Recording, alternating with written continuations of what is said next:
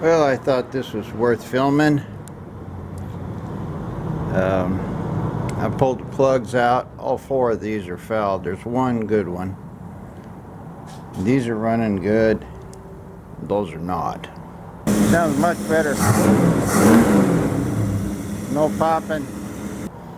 So I dug through a bunch of forums seeing what would cause something to run rich on one side. And one of the comments made was that a jet could be bent, or a rod. Now I had a bunch of rods in a upgrade kit. This is one of the new rods. I haven't put a dial indicator on it or anything, but you can see it's running pretty true. And I'm going to put this jet or metering rod in it, and this is the one that was in that right hand side. And of course this is not the best chuck in the world, but you can see that needle's got quite a bit of wobble in it. Let's see if I can get a dial indicator on this thing. Well, as you can see here, this needle's running out 20 thousandths. I'm going to check it in a different position and see what's happening. Yeah, I checked it up 90 degrees. It's still bouncing 20 thousandths. Let's try a new one and see what happens. And there's the new one. It's bouncing 3 or 4. I think these are half thousandths actually. So it's within a thousandth or two. So at least I found one potential problem. Now I'm going to straighten it. Alright, I chuck it here on the big end, and it's only bending 2 or 3 thousandths. But if I move it down here to the, as I get further towards the end, it's moving more. So this thing is bent probably right past that, and I can actually see it from about the middle there. It's pretty straight.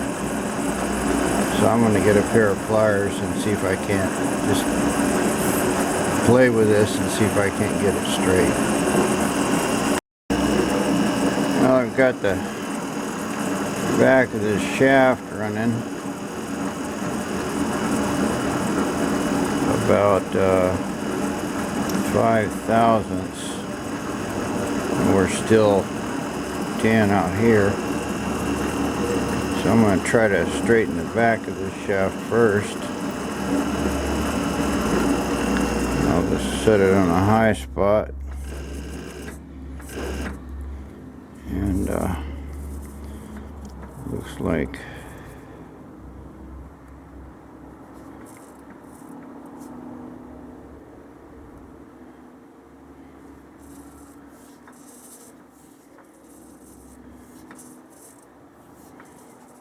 alright, there's, give this a little tweak with the pliers. Press on. Well, I've been fighting for this for a while. I can get it here to where, right there where the jet is, to about 5 or 6 thousandths, and up here about 7. And every time I bend it one way, it shows up crooked in another. So I don't know if 5 thousandths will make that much difference. I wouldn't think so. This one here doesn't really have the little groove in here to, well, yes it does too. And I measured these two jets and they're basically the same, so I'm going to go ahead and use this replacement jet in the carburetor and just to see how it runs. I can always put this one back in, but I'm never going to get it straight. Well, there it is. Idling good. My vacuum is good, rock steady. Before it was fluctuating quite a bit. You can hear it's running much better.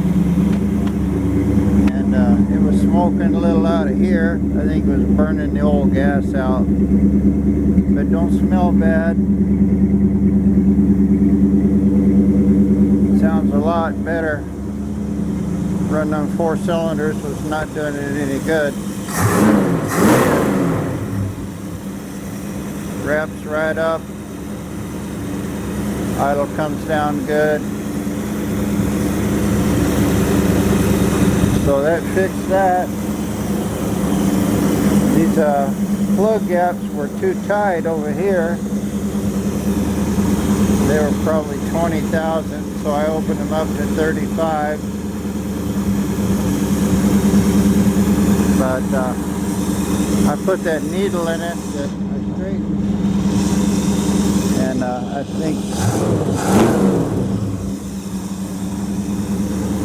think we're good to go there.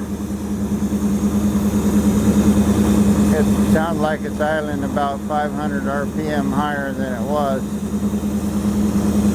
So, not getting any missing out of here at all.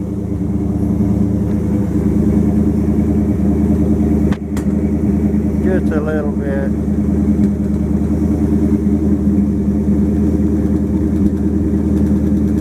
They're both about the same. In fact, this side's running a little better. I had 2 plugs on that driver's side that I didn't gap. But sounds much better. No popping. So I'm going to call that a success.